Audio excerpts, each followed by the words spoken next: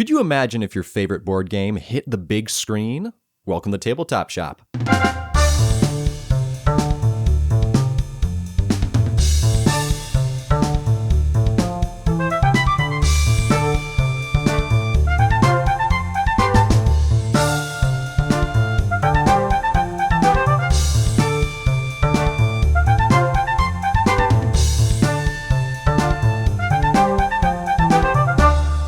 Hello, listeners of the Tabletop Shop podcast. This is Nate Clark, and seated across the city from me, it is... Actually, I'm across the room right now. God, Cody, there goes the... I messed it up. There goes the suspension of... suspension of belief. Of disbelief? Of disbelief. Of disbelief. I can't believe it, guys. Well, the illusion's broken, people. It's all a scam. It's all fake. Well, normally we are across the city from each other, Yeah. but it was more convenient to do it in the same really janky studio that I have set up right now. And here's the thing, people. When you're recording your podcast, instead of doing it remotely, if you do it together, then you can play board games afterwards. Exactly. Or video games, or both. All games. Preferably not at the same time, although there could possibly be room for that, depending. Oh, okay. New market. New challenge, man. Let's do All it. right. Wait for that in the future, listeners. Yeah. Okay. Today, we are going to do our same routine as usual. We'll talk about what we played this week. Then we'll segue into talking about one game in specific and our random miscellaneous thoughts on that game. Mm-hmm. And then we will segue into our board banter section of the week. And if you want to figure out what we're going to talk about this week, you will have to stick around and listen to the episode, or just skip about 3/4 of the way through, and we'll probably be talking about it at that point. Thanks for that thrilling table of contents, Nate. All right, Cody, what did you play this week? Oh, man. I have not played much this week. I don't really know who to blame other than myself. Sometimes I just like to do other things, okay? Don't hurt me. At Please? least 2 games? Or mentally. Yes, in fact, I have played 3 games that I remembered. Maybe there's more. First one I got down is Castles of Burgundy. And get this, I looked back through my list of games according to the month that I played them in, and I think it actually was Christmas of last year. It was about the time that I played this last. Gosh, dang. It's been a while, You haven't played man. this game in 10 months. You haven't played this game No, in 10 you months? haven't. That's what I'm saying. You haven't played in 10 months. How about you? When's the last time you played it? A couple weeks ago. In fact, I think I even mentioned it last episode. Oh, dang it. Okay, fine. Well, yeah, we played it. I got the ripe score of 245, I think. That's 244? I would say in Castles of Burgundy, specifically the anniversary edition, because there are more ways to get points.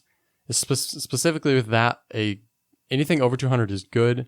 Anything over 250 is really good, and I think the high score in all the games I've played is 284, I believe. Ah, man, I was really hoping to get a mega high score this game. I got a really good shield, because we were playing with the shield, Yeah. the 20th anniversary, whatever.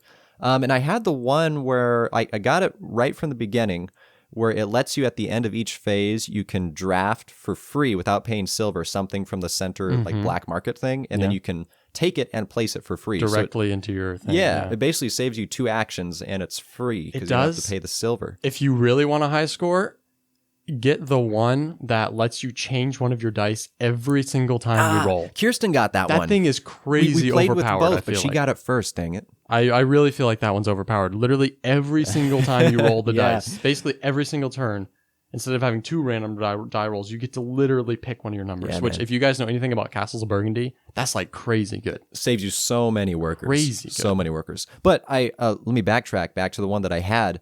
It served me well for the first 3 or 4 rounds, but then the last round, I had absolutely no space for any brown tokens, and all that was on the middle of the board was brown tokens. It's if it would have been almost anything else, I probably could have gotten another 20 to 30 points depending on the pattern. So my final question of your play of this, did you win or did Kirsten win? I was victorious. All right, well done. She did good what too. What else did you play this week? I also played Raiders of Scythia, which was with you. Yeah. So this is going to be on your list. Also been a long time since I played that, and only the second time that I played it. It was pretty good. I mean, it's on my to sell list now, so I don't know if that says anything, but It's not on your sell list anymore, or it is? it is now on my sell list. Oh, that's funny, because after we finished playing, you're like, dude, I don't think I'm going to get rid of this anymore. I'm going to keep it. Oh, really? You literally said that. Well, then Kirsten and I sat down and were like, we need to get rid of some stuff in case we move in a couple months. and we went on a purge, including a bunch of board games. I know you're partitioned off by various blanket things, so you can't see, but there's actually a giant pile of board games I'm selling in the other corner of this room. I, out of the corner of my eye, saw Beyond the Sun. Yes, that is one of them. Which wasn't bad. It's just I don't think Kirsten and I are ever going to get around to playing it.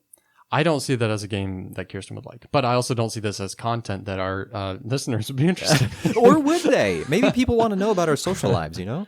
But anyway, played Raiders of Scythia. And again, to be honest, it wasn't terrible, but I think you summed it up well in that it just doesn't have much replay value.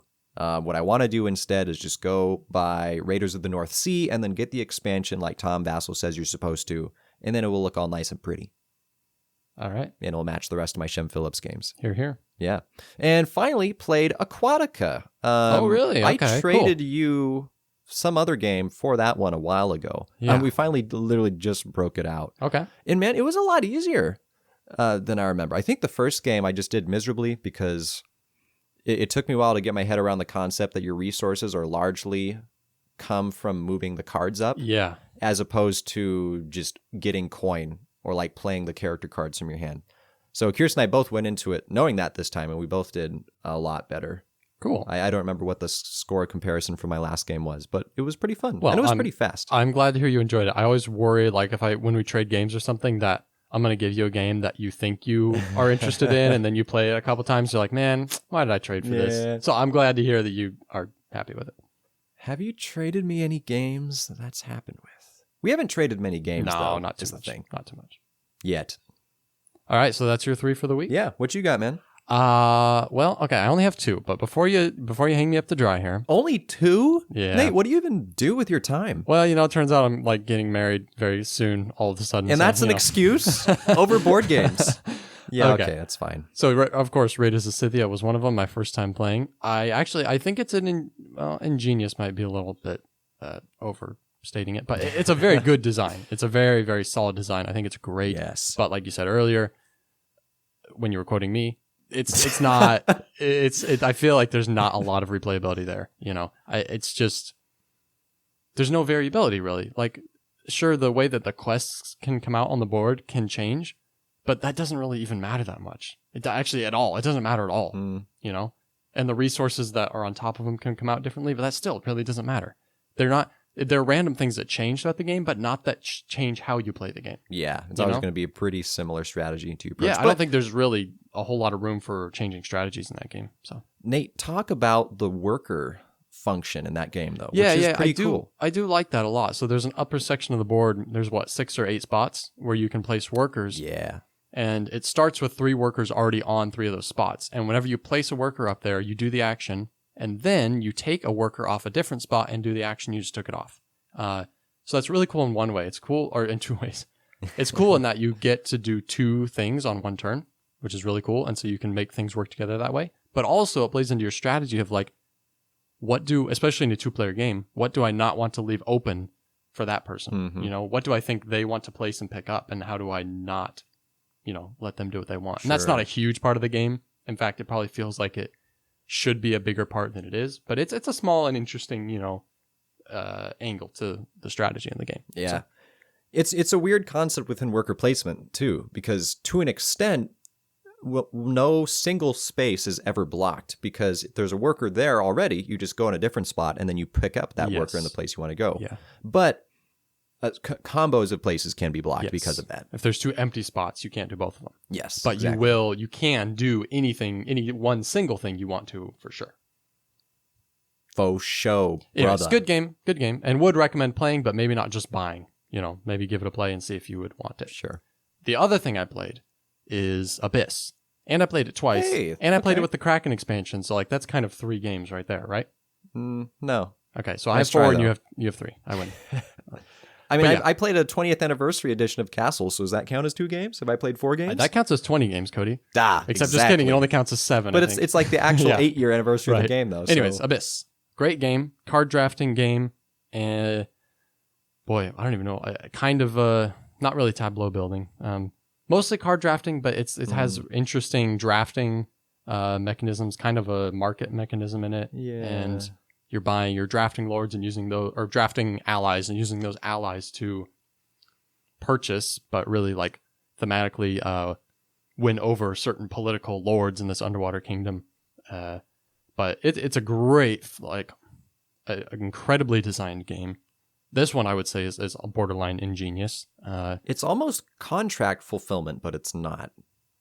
Yeah. It's like really vague contract fulfillment. You can fulfill it in the way that you want within the given parameters. Yes, you're just buying cards basically, but you have a lot of freedom in how you buy the cards, and there's a lot of give and take. So there's kind of a push your luck aspect to it, but the more you push your luck, the more you're actually helping other people. Because every time you flip a card, other people get a chance to take it before you do. And however many cards you flip over, if you keep the last one, the other ones get sent out into different locations on the board where other people will have the chance to pick them up on their turns. Exactly, and it's not your turn anymore. Exactly. So that is what I really love about the game, is just kind of the push your luck, and the more you push your luck, the more you are also kind of potentially helping other people. So yeah, very interesting, very cool.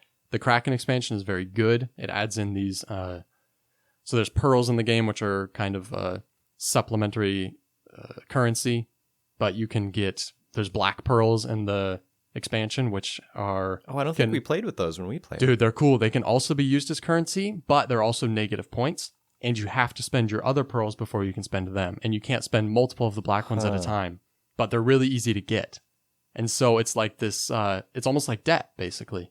Like, it's really easy to accrue, and it helps you do things faster, but there's a price to pay if you don't get rid of it. So it's pretty cool. Okay, so it's a life lesson then. Basically. And it also adds in wild cards into the little allies deck. So instead of just the 5 colors, there's also wild cards. 2, 3, and 4. That's awesome. And that's also how you get those black pearls. You have wild cards that can be any color, and you're going to get some black pearls. So really cool. Adds in some other lords and stuff with cool powers. Yeah. Abyss, great game, and even better with the Kraken expansion. And I will say, my favorite part of Abyss is probably just the picture of Bruno Catala holding up the box Making cover. his frowny face. Yeah, that's pretty great. Yeah. Okay. Cody. Yeah, man. What? Our game of the week.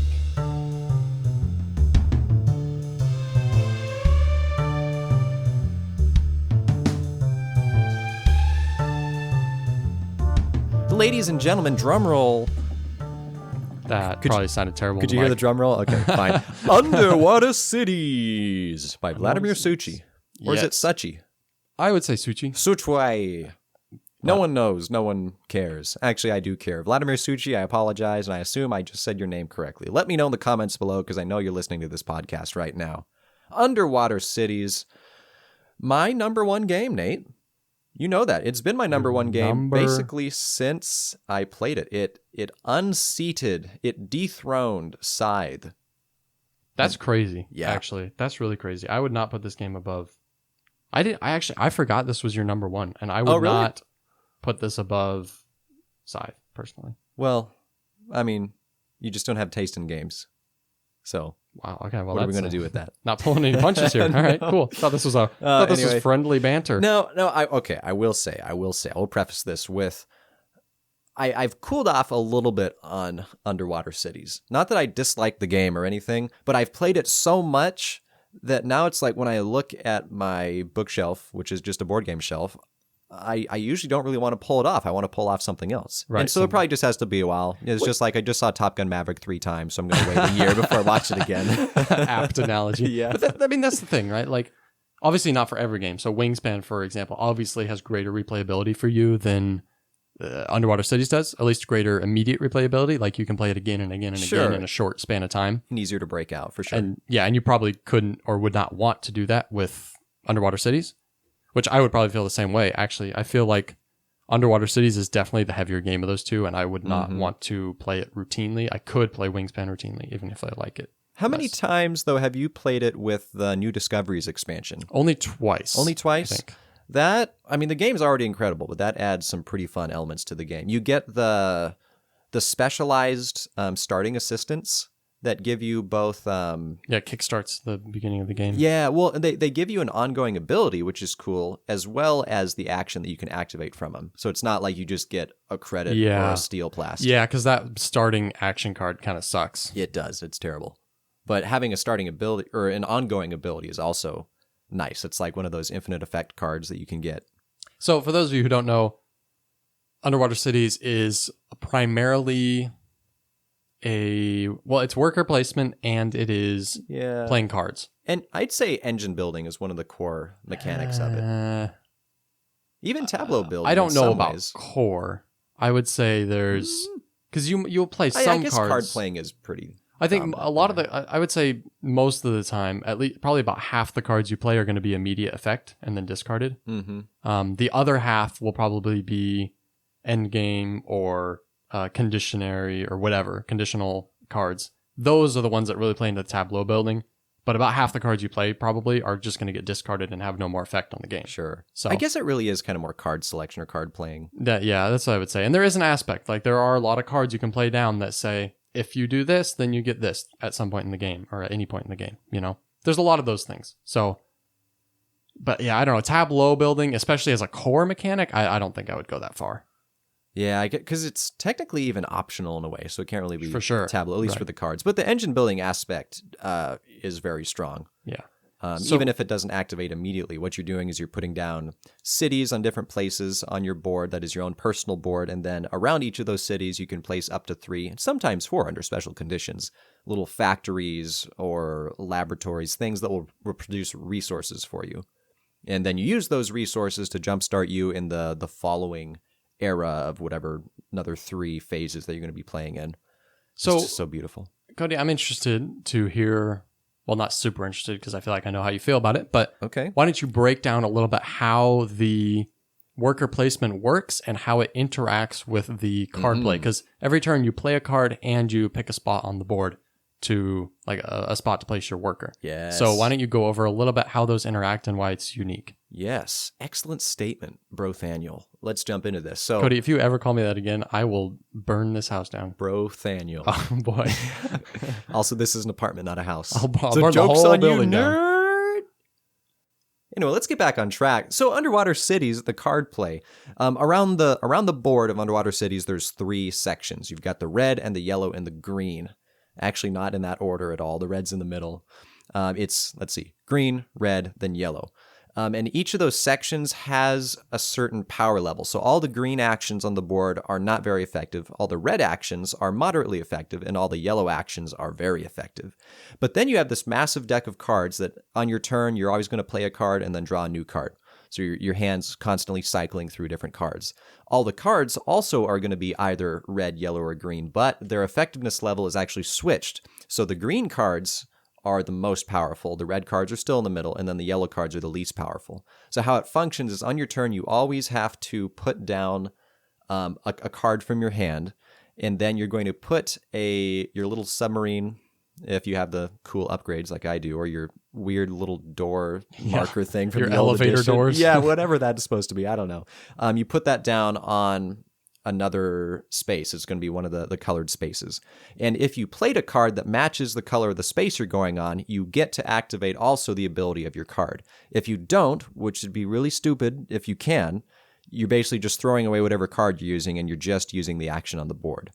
But you can never get 2 super mega actions at the same time, because if you play a green card to activate it and you go on a green spot, you're going to get the lame green ability from the board, but the really awesome green ability from the card you just played. So it's this balancing game that you're playing throughout the entire game. Yeah, it's like if you say that the greens have a value of 1, like the green spots, the reds are 2 and the yellows are 3, and then the cards are reversed. It's like, well, as long as you're playing a matching card with the spot you go, you're always getting a value of 4. Yeah, exactly. Out of your, that's a good way to phrase it.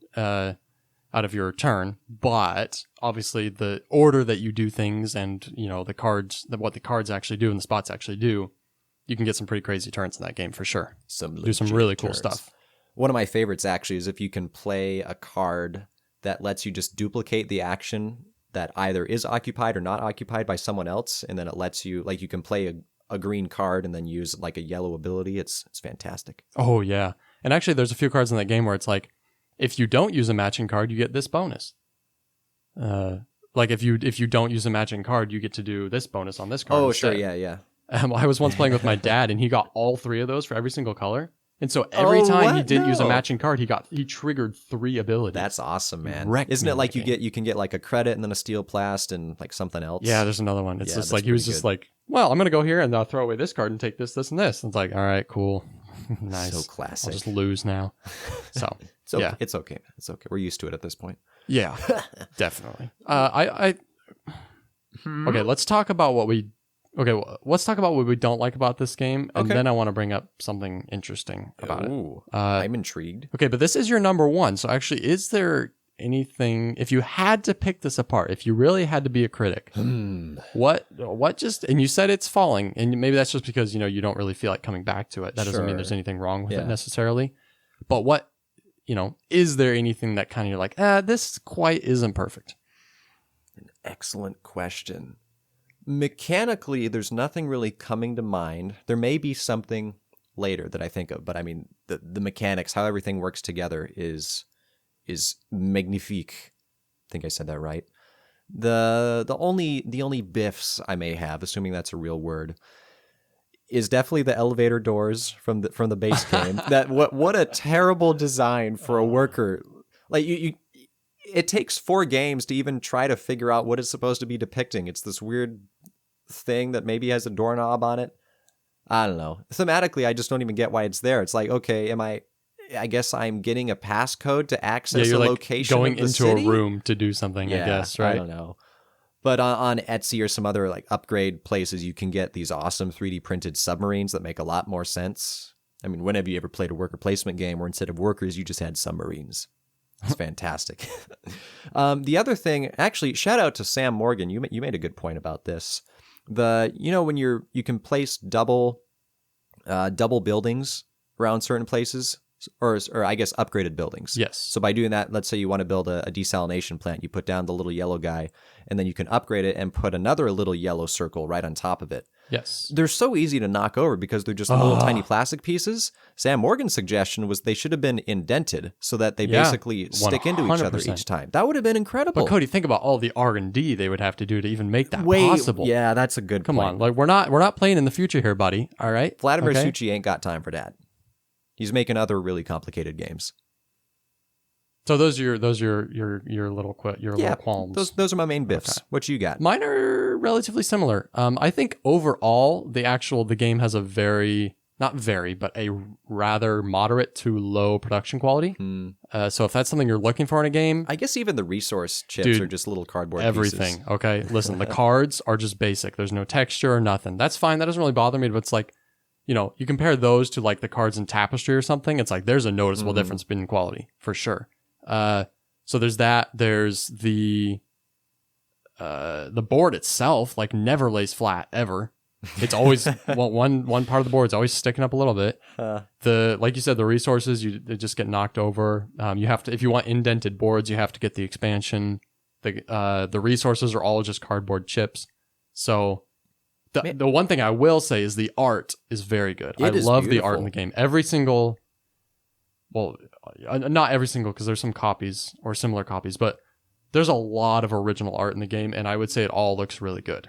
The overall aesthetic of the game is awesome too, though. Yeah, I mean, like the art it's always going to be kind of anywhere from a nice blue colored to red and green and yellow. Other than one thing that makes no sense, which is that the turn order is on a cell phone. There's a cell phone printed on the board, and you do turn order on that. Yeah. How many bars do you get underneath the ocean? That makes no sense whatsoever. Okay. Well, it's the future, man. Yeah. You give cell phones. Yeah. Well, I don't think cell phones are going to look like that in the future, far enough into the future where we are literally building underwater cities. Maybe they will. It looks like an iPhone 4S or something, bro. Well, it's like not even... Steve Jobs came back from the dead and re-implemented his original design, and that's what we got. It was his plan all along. Yeah. So I think just overall, the production quality is pretty... Like, it's below... It's moderate, I would say. It's moderate. It's not low. It's moderate. But dude, the domes domes are pretty sweet. They're I don't know. Everyone's always like the domes. It's like, okay. Oh yeah, for good reason. Listen, they look cool. They're interesting. Hey, dude, when did underwater cities hurt you? Like what happened? Why do you feel this way? Listen, the domes are cool. But I don't think it's anything to like, go out and buy the game over. So. Well, yeah. Okay, but yeah, fundamentally the game is very, very solid. There is some randomness in the card draw for sure that can really kind of suck sometimes, where you just like keep drawing the same color. You're like, I don't want green cards. I need to go on red and orange spots. Why do I keep drawing green cards? And So those are the times you just kind of have to throw away a card and whatever. So But that there can are be, places on the board that help you with that, though, that let you draw 2 cards in addition to the 1 card you'll draw at the end of your turn. Actually, that's one thing I will say to this game. For how random the card drawing is, there are a lot of ways to draw more cards. Indeed. I find myself always having to, like many times throughout a game of Underwater Cities, I'm having to discard cards from my hand. So that's one thing I do like, is that you do get to draw a lot of cards generally. Mm-hmm. So those are all good things. So one thing I wanted to bring up, I feel like this game is always compared to, what am I going to say? Terraforming Do you know? Mars? Terraforming Mars. Why? Oh, I think I figured it out, actually. Do you want to know? You want to know? Well, okay, let me say What? the Okay, things that do your thing. let me say the things that I find similar between the two games. Okay. You do have a big fat chunk of cards that you're drawing from, a huge stack of cards that are basically all different, more or less, that you're drawing from, Mm-hmm. and then you're playing them. And it's similar in that there are some cards that have long-lasting effects. There are some cards that give you endgame points, and there are some cards with immediate effects. And there's not really anything else other than that. Terraforming Mars also has terrible production quality. Wow, yeah. slamming the top tier games today. Hey, I'm just saying. No, everybody's thinking it, and I'm just saying it. And actually, probably lots of people are saying it too. I mean, come on, Terraforming Mars is bad, bro. Brothaniel, the man of the people. And when I say Terraforming Mars is bad, I mean I'm talking production quality. So, anyways, what you said you figured out, you cracked the code, Sure. you figured out the tenet square, the Sator square, Cody. Why don't you tell me what the difference is between Now that these you two? put it like that, man, I feel like I'm gonna say just something kind of A stupid. little underwhelming. Good. That's what I was trying to set you up Yeah, for. well, okay, fine. I think it is largely the card play. That's what I said. Okay. Cool. Just the basic function of you have this massive deck, and then on your turn, you're playing a card from your hand. But and they're all different. They're all different. Okay, but that's not even.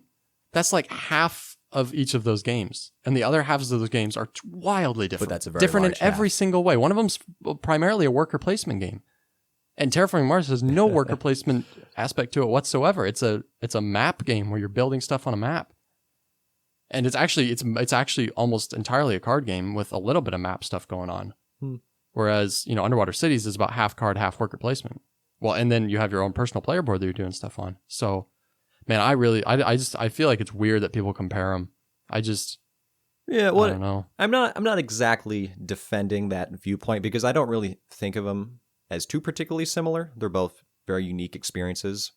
But I will defend the aspect of the tableau building where you're putting down cards and those are going to have ongoing later effects for you, as well as you're sort of setting yourself up for later production. You're slowly putting down, well, I guess in Underwater Cities, you're putting down some cards, but mostly buildings and resources on the board that will produce other stuff later. Whereas Terraforming Mars, you're just putting down cards that increase your production value. But they both slowly increase your abilities as time goes on. Yeah, I mean, that as an overarching way of looking at it, sure. But like you only produce, 3 times in Underwater Cities? And you produce probably at least 20 times in a game of Terraforming Mars. So, But still. But yeah, still. there's a little similarity there. Sure. I guess so. Well, I guess I don't have to ask you what your verdict is on the game since it's your number one. Excellent, magnificent game, especially if you get that New Discoveries expansion. Just saying. I also think the game is very good. It's also somewhere in my top 10. It has been dropping a little bit. I feel like for the same reason, it's like, when I look at all the games, it's like, I want to play it every once in a while, maybe like once a month, but probably not more often than that. Okay. As opposed to a game like maybe Scythe, where it's like, I can play that once a week. No problem. It's been so long since I played Scythe. I wouldn't want to do Underwater Cities once a week. I would get burned out so fast. But it's a solid game, great experience, highly recommend. Well, let me hit you with this, man. I know we're about to end this segment, but Underwater Cities, in the New Discoveries expansion, it has a quick start module where you basically skip the first phase, which is 3 turns per person. So depending on how many people you play with, that can skip a lot of time. For sure, yeah. I would not want to play this game with 4. It's already long with 3. It's best at 2, really. Have you played a 4-player game? No, I would not want to. It's definitely best at 2 because adding more players into this game does not enrich the experience. Well, okay, that's not true because there is a flip side to the board if you play with 3. So, Yeah. okay, there that's is. I take that back. Actually, it does add in different spots on the board if you play with 3. Fool. I would never play this with 4. It would be such a long game. You know, I thought I didn't play it, but I realized that I actually had played this. We taught it to the Morgans. And what is unlocked only if you're playing with 4 players, even though it's the 3-4 player side board. There's one little action space that you can go, if I remember, where I think you just burn a card, but then you can duplicate any action that's occupied by someone else. So it helps you out a little bit if you have a lot more people playing and they're going in the spaces you want. There's always that one spot you can go to if you need to. That's cool. To I save a like spot. that. I like that. So it has a redeeming factor. But I'm just talking from a time aspect. Oof, that'd be a long game. That would be pretty Already, 2-player underwater cities can go easily an hour and a half. But it's an hour and a half of fun. Yep, yeah. But I think maybe that's another reason that I don't see myself wanting to come back to it so often is that it is a time investment for sure. You know, a game aside, I'd pump that out in 30 minutes with 2 people, dude. So, I don't know if I've done that before. Well, maybe not 30. 30 actually, is a stretch, but some of the digital versions I played where you're just playing against the AI. Those can be pretty well, fast. okay, that's a little different. Yeah. All right. But enough about that. Yeah, let's get to our board banter. Yeah, Cody. man. So our board banter for this week, we are going to be talking about our top 3. Well, I don't even know how you'd say this. Our top 3 games that would be best as a movie, and top 3 games that would be worst as a movie. I have it nicely worded over Okay, here. yeah. Why don't you take it away? Actually, it's probably not that great. But top 3 best or worst games to be made into a movie. There, how's that? One sentence. Maybe there's a slash in there, but that's okay. Best and worst, right? Because we have. Well, both. we're not saying that the same game is both the best and worst game to be made into a movie. It's 2 lists in one. Two right? separate It's a little top 3 2 for 1 you guys are getting here. Top 10s is that takes too much time. So now we have a top 3. Check it. Yeah. All right. Well, let's. Okay. Actually, before we get started, Yeah. What let you got? me clarify a couple things here. Okay. I put a couple constraints on myself because, and I feel like you probably would have done the same thing, but we'll see. Because we didn't talk about at all how to approach this. First of all, I did not put any themeless games on my worst picks because then it's like, okay. Canasta. That would be a terrible movie. Well, yeah, it's a Sure. terrible movie. You're guess just trading fruit. You're drafting fruits. Of course, it'd be a terrible movie. You know. I think subconsciously I did the same thing. Yeah, so it's like, I'm not going to pick that. I'm not going to pick Rummy Cube. Like, okay, you can't turn that into a movie, right? Okay, so I mean, you could. I took themeless games. They made out. chess into a TV show, didn't they? Well, that's just but a show it's not about chess. chess embodied. Okay. Also, I took out all IP games. So, Okay. like Star Wars games, Harry Potter games, Dune games. You messed Lord up my of the joke, Rings. man. You were going to ask me, like, okay, what's your number 1? I was going to say, I think Dune Imperium would be a great movie. Thing, Dang so. it. I was actually going to say the same thing. Like, all right, my Okay. number 1's Dune Well, now Imperium. the joke's gone. Yeah, It's well. dead. But hey, we're smart fine. minds, right? Sure. Well, But yeah. but that seemed obvious to me. Like, yeah, like okay, Star Wars Imperial Assault. Yeah, my number 1. It's like of course that would make a great movie. What if there was a trilogy based off of Star Wars Rebellion? I would watch that. So yeah, those are my 2 constraints I put on my list, and I kind of assumed that you would follow the same thing. I did.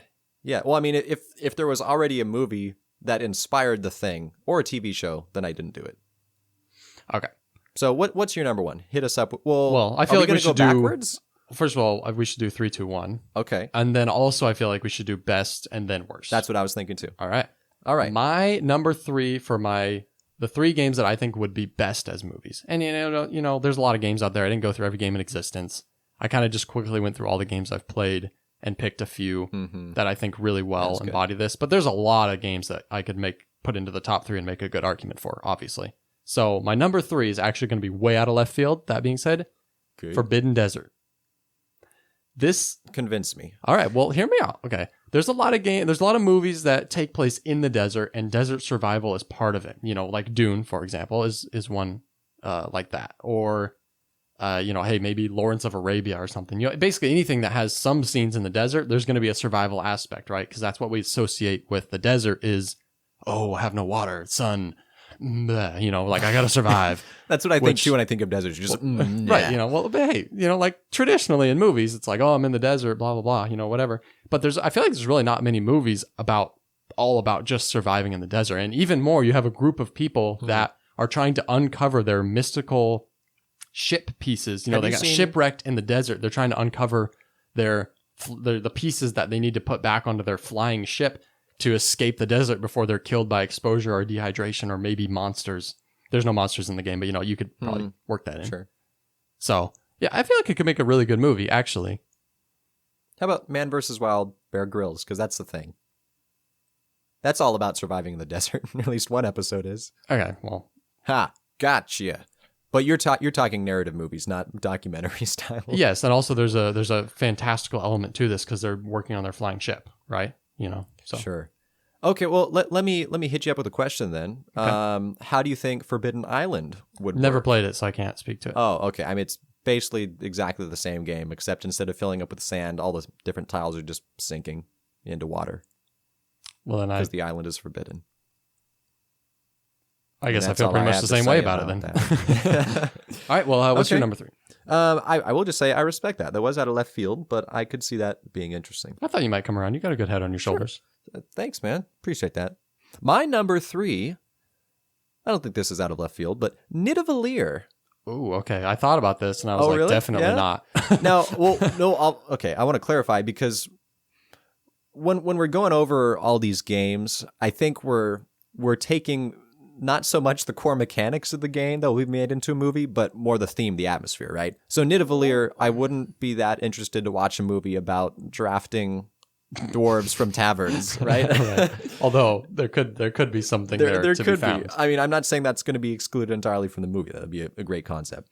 But no, just the basic idea of here's a big old scary dragon and you got to recruit some dank dwarves. Now, don't you start throwing the Hobbit trilogy at me, homie. I just call it the Hobbit trilogy. It's just one book. I'm a silly boy. I've been scarred by culture. You've been modernized. I'm sorry, Tolkien. Forgive me. He's rolling in that grave. Tolkien is rolling. But anyway, Nidavellir, I think that'd be a great movie. Partially influenced, I think, just by sort of the gritty appearance of the game, because all the cards are like in black and white, which is sort of an interesting aspect to take. Yeah. I like the idea of imagining sort of this twilight, summery evening sort of lit mountain world. I just spewed some words there, but that kind of describes what I'm imagining. Yeah, no, I think that's a valid thing that I wasn't thinking about the style of art for Nidavellir, and I think there's some value to be had in that. Well, thanks, man. Glad you respect my decision. All right, my number 2 is a cute little war game called Root. Oh, I thought of this one. I feel like this is a really good... Okay, well, I feel like this is a really good pick because, again, there's not really a whole lot of movies out there about animals. Well, like, what do you say? What would you call it? Anthropomorphic animals fighting in a forest, over Narnia. Territories, Yeah, but it's not the same. It's not like there's a lot, I don't know. Have you seen the Narnia? Redwall show? Yes. No. Well, it was a book series, but then I they think made I read the first Redwall when I was in middle school or something. That's and 100% what it is. Humans don't exist. It's just anthropomorphic animals. That's very cool. Not a movie. No. Although I'm surprised it isn't actually. But anyways, I think it's awesome, and I think you could really use the asymmetry in the game as a big factor. So you have these 4 factions. Oh yeah. The cats, the birds, the Woodland Alliance, and then the scoundrel or whatever he's called. You could really get these cultures. You could have the cat culture about dominance and just exerting their force onto other people, and you could have the bird culture of like they have this one last stand and they're fighting back against the cats, which are just like overwhelming them with odds, but the birds have a much greater, deeper strategy that they use. That's just such a high risk, high reward strategy. And then you have the Woodland Alliance that are just like the innocents that have just got involved in all this, and they're like striking back at these 2 dominating foes that are battling it out, and they're the collateral damage. They're fighting back. There's this they're the underdog that you want to win, even though there's some cats that you like and some birds that you really respect, but the Woodland Alliance are the ones that are really, they're the innocents here that are in the crossfire, and they're fighting back, and you're just rooting for them. And then there's the scoundrel that we can just all identify with, I feel like, in just in every area of life. He's kind of the side story that doesn't make any sense. It's the vagabond. Come on, vagabond, it's not the scoundrel. Also, who in your mind would play, or I guess at least voice the vagabond? Voice the vagabond? Yeah. Oh boy. Voice the Vagabond. Another great name for a podcast. That is a good name for a podcast. Yeah. Ooh. Vagabond. He's got to be kind of sneaky. Yeah. I'm going to go with Billy Bob Thornton. Okay. I know the name, but I can't picture him. You don't want to picture him, trust me. Okay. Oh, wait. No. Is that the guy from Princess Bride? No. What's that guy's name? Why am I thinking I don't of know, him? dude. Have fun storming the castle. Anyway. I think Liam Neeson could be a decent choice. Vagabond? Nah, Well, no. okay, Liam Neeson needs to be like the leader of the birds, Have you seen any like recently come out movies with Liam Neeson? Like The No. Marksman. No. He's getting old and his voice is getting a little husky. Okay, all right. And I feel like if he threw some energy into it, but still had kind of his more gravelly natured voice, I feel like. See, I was thinking more of a sneaky, rascally little devil vagabond, you know? Okay. Yeah, that'd be a different realm. All right. Well, that's my Enough number 2. about I that. feel pretty confident about it. Okay. Yeah, Root was a runner-up for me. Did All not right, make cool, my top cool, 3. cool. My number 2 is Euphoria. Also a runner-up for me. Really? Yeah. I don't know. I mean, there's some strong world building in that game. For Even sure. even if it's not my favorite game to play, such to the point that I traded it to you for something else. And I'm trying to get rid of it myself I know, right it's now. hilarious. But the world building is super strong. Same thing like you were talking about with Root. There's some strong factions in there. You've got the cloud people are just high literally all the time. You've got the cave dwellers or the diggers. I don't even remember what they're all called. But then there's the people that live out in the wastelands, and then the true dystopian type people in the city. But man, that'd be a great show. I'm picturing them all vying for power in some way, and No, it would be very movies, cool. aren't I? The only reason it didn't make the cut, like I said, it was a runner-up. So, I hear you. I'm there with you. The only reason it didn't make the cut for me is I feel like this dystopian future thing has been beat to death. It has in cinema, and so like what's that Christian Bale movie where he's doing all the silly gun fu stuff? I'm lost, bro. Why am I blanking out? Equilibrium. Equilibrium. Yeah. Jeez, that was the worst description of a movie I've ever heard, Cody. Hey, but you knew what I was talking about. I did. Yeah, that's a good movie. But I feel like a little bit after that, things really got bad. Like City of Ember and Hunger Games and Divergent and all of this, like just prattling on about no, I'm just done. I totally checked out of that genre a while ago. Well, but here's the dealio, man. Euphoria is kind of a tongue-in-cheek dystopian. It is. I know. I it's like sort of that. a parody of dystopian societies, and I feel like a movie based on that would be pretty epic. Yeah, that could be better. For sure. So good choice. Thank definitely. you. That's my number 2. What's your number 1? I think my number 1 is the same as yours. I could be wrong. You're probably right. It's Scythe? Yeah. Okay. Scythe, I mean, man. come on. We'll just share this one. Spoilers. Then. I mean, okay. How can you not? That's exactly what I was going to say, dude. How can you not? You've got these cool, awesome factions with all their different mechs, and you've got this very suave or very attractive leader who has this pet that's just amazing, a warthog or a tiger or a boar, and with just thrilling backgrounds. I mean, the game even comes with all these listed descriptions of what they went through and what their goals are. And if you want to go down the Rise of Fenris, and then we're not going to do any spoilers, but if you want to go down that road, there's a good plot line down there too. So very cool. And then you have just all the mechs and the war, and dude, it's an easy number 1. Sure. It's a shoe-in for number 1. Now there is one not stipulation, but disclaimer, I guess, with this, because Scythe is already based off of an IP, which is just a bunch of art that this guy made. I don't remember his name. Oh yeah. But there's a name for. I think it's like the 1920s plus is what the universe essentially is called. And he's just made all these incredible paintings of, I guess, steampunk World War I. Yeah, and Stegmaier was style? like, I want that. Give that to me. And then made a game off it. And they made an RTS game. Yes. Not based off of Scythe, but based off of that original intellectual property. Do you remember what that's Harvest. called? Iron Harvest, correct. Oh, that's such a cool name. Which makes a lot of sense connected with Scythe, because you use a scythe in a harvest. So they probably were in on it somehow. Anyways, I kind of knew you were going to pick that as your number 1, but I couldn't think of any reason not to. So yeah. Well, let's transition now into our top 3 worst games if made into a movie. All right. Well, why don't you start this list off? Okay. I'm going to hit you up with Viticulture. Oh, viticulture. All right. Okay. I mean, you're planting some vines and you're picking the grapes and then you're smushing them and you're making some wine and then you're selling it. Well, see, here's the thing, Cody. It's going to be a drama. Okay. Yeah. There's not a lot of action. All right. Okay. I'm sorry. There's not a lot of action, but hey, it's going to be a drama. Okay. My wife would probably want to watch it, so I'll watch it. Hey, let's be honest. Okay. If they actually made a show based on the viticulture, Oh, we know we'd watch it. We would know watch. we'd All right. watch Come it. on. All right. But should it be made into a movie? And would Tom Hiddleston be the papa? I mean, who knows? Oh, man, he has to be. And then Anne Right? Hathaway is the mama. Okay. That'd be an interesting combo. Yeah. I see Tom Hiddleston and Anne Hathaway playing this couple, starting off, trying to get their little viticulture farm going. They're growing some great grape plants, as I know they're called. Fulfilling contracts, real high stakes stuff. Yeah. You know. And then Matt Damon's probably going to play this like robber baron that kind of comes in and it's like, oh no, I'm going to buy your land and it's mine now and I'm going to put a railroad through it. So move. So which list is this on, Cody? Because I'm starting to get behind this. This is starting to get pretty good. Let's move this to the top 3 middle games that made into a movie. But I can see your point of view. It is just a grape game, a wine game, right? Yeah. So whatever. So what's your number 3? My number 3 is Hadara. And I pick Hadara because it's a civilization game, which, hey, in your typical civilization game, there's a lot of... It's really not a civilization but game, it's not, but I'll right? let you get to that. But hey, it's thematically, it's supposed to be. And it's like, hey, like civilization, people, kind of lots of intrigue and, all this stuff, whatever. But this game is so stupid, thematically.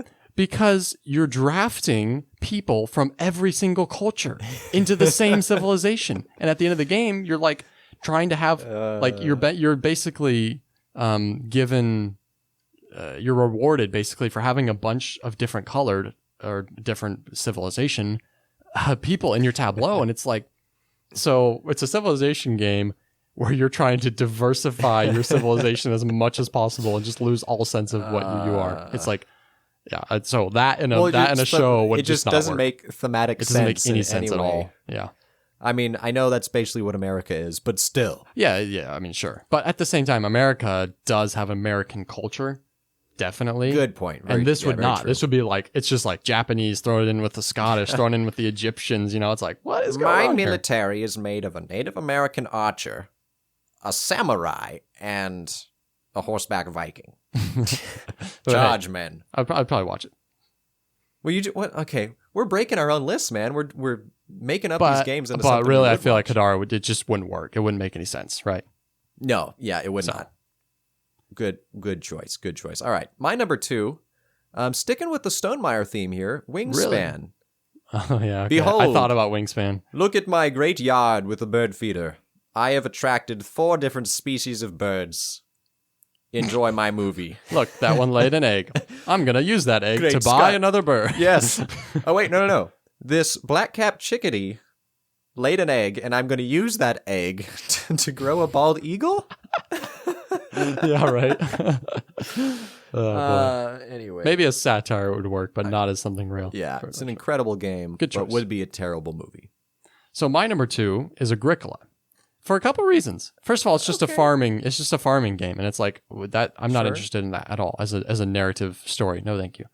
Second of all, there's a distinct element to the game, which is that, hey, by the way, if you don't feed everybody, people are going to die. Which they don't actually die in the game. You just take negative points, but that's the idea, they go right? Hungry, they starve. That's the idea, is that they die, kind of. And so it's like, it's just like a boring show that's just like super depressing every once in a while because people can't eat and they die. Is it Agricola that Z's complaining about when he's saying that when I play a board game, I don't want to feel like I'm doing work. I play games to escape from my work life. Yeah. This one could definitely fall into that category for some people. I still enjoy the game, but as a show or as a movie, oh boy, it'd be terrible. Again, probably another historical drama or something is what it'd play out as. Yeah, I'm thinking like Dust Bowl, Depression era Very much farming. Dust Bowl. That's a good one, actually. Yeah. Grapes of Wrath. Let's go watch it. Yeah. Okay. Not a bad choice. I'm going to hit you up with my number 1 game that would be worst if made into a movie. Let me just say, Yeah. I feel very confident that my number 1 is better than yours, unless you pick the same thing I did, which is possible. I had trouble thinking of good games. Granted, I didn't spend too much time thinking about this, so I'm sure your number 1 game is probably superior to my number 1.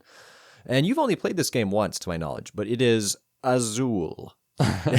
it's Okay, game's only yeah. about just getting pieces of tile and then tiling them together into a cool See, painting I picture actually thing. thought about Azul, but I Oh, really? I Okay. kind of said it was themeless. That kind of fell into the themeless category for me, and so I like just completely kind of glossed over it for that Okay. reason. I But didn't think it would. I thought there was enough theme because they described like you're a craftsman getting these tiles and oh, okay, you're I didn't tiling actually the know good that was king. part of the backstory for Oh Azul. yeah, it is written there in Yeah, the background. which we're also richly, like invested in the backstory on Azul. But hey, Indeed. the backstory on Azul Summer Pavilion. See, that's the thing. You got so many sequels already planned out for you. Oh man, You know, it'd be a so. trilogy at least. I think there's more than 3. We'll, Yeah. we'll call it a trilogy and then we'll make a 4th movie. Oh, for sure. It's one of those things. Well, no, we'll make the 4th game into another trilogy. Yes, brilliant. But anyway, I mean right. that's about as much as I have to say about it. It's just Azul. Yeah. What else can you say? Yeah. What's your number one? My number 1 is Suburbia because it's just city planning. That's all it is. Between Two Cities, I thought about, but actually Between Two Cities is better because there's this element of you're working with another person to build a city together on either side, but you're still trying to be the greatest, So that could actually be something interesting in a plot. Yeah. Suburbia is literally just Two city cities planning. competing to make. Yeah. So. Suburbia is a pretty good choice. That would be. Yeah. There's abysmally no boring. content there. But I wanted to say I had one game that I really wanted to put on one of these lists, Okay. but it worked so well for both of the lists. What? That I couldn't figure out where to put it. So it's your top one best worst game to be made into a movie. Yes. Because it could do that's Okay. really the best way to say it. What you got? Galaxy Trucker.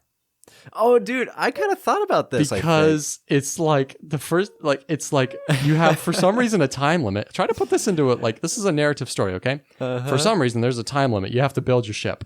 Yeah. Okay. And then you're just going to fly it and see what happens to your ship. And it's going to get destroyed and attacked by aliens. And you're going to hit comets and all this stuff. And that's it. Well, they actually made it into a TV show. It's called Firefly. That's kind of what it is, right? But that would be, not extrapolating, but that would be like taking like something very, very small to making it something much bigger, right? This is literally Sure. like, I don't know. It's just, but like I said, it could be something really good and really like funny maybe, or it could just be like terrible, weird, stupid, no content at all. Could be a thrilling, humorous adventure or very uninteresting galaxy truck. Yeah.